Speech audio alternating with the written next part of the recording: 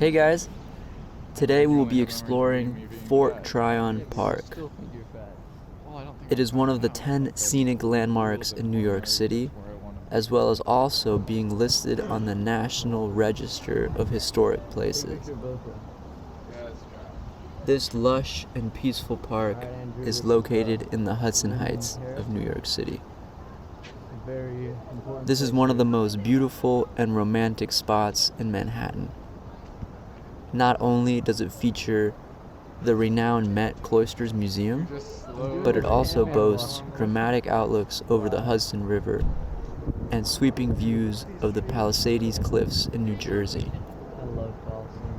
Visitors can wander through 8 miles of pathways, walk under the majestic arches, and enjoy the city's largest garden with unrestricted public access, known as Heather's Garden.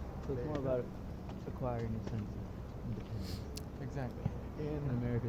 In a bunch of other countries, life is generally the same, no matter what town or city you go to. The views from Linden Terrace. J.D. Rockefeller Jr. bought all the land that is now called Fort Tryon Park, but he also purchased acres amongst the New Jersey waterfront to preserve this view, which are now known as the Palisades Cliffs of New Jersey. A little bit of history about the park. Beginning in 1917, philanthropist John D. Rockefeller Jr. bought up the Tryon Hall estate of Chicago industrialist C.K.G. Billings and several others to create Fort Tryon Park. He engaged the Olmsted Brothers firm to design the park and hired James W. Dawson to create the planting plan. Rockefeller finally gave the land to the city in 1931, and the park was completed in 1935.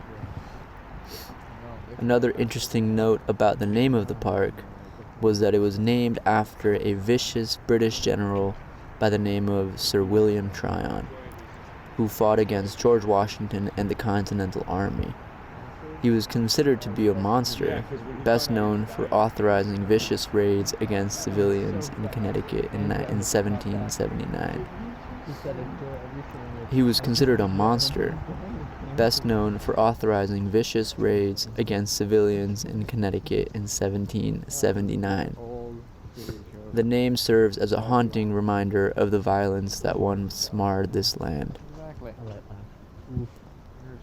Fort Tryon Park is also the location of the Met Cloisters, which is a branch of the Metropolitan Museum of Art that is home to nearly 5,000 medieval works in a building comprised of several structures from Europe. The main focus of the artwork is Romanesque and Gothic. I'm just going to close off with some general thoughts about why parks are important. I often get overwhelmed by the hustle and bustle of New York City, which is why this park is like a safe haven for me. It is an integral part of my relaxation and serenity and just general sanity. Without these parks, New York would not be the city that it is.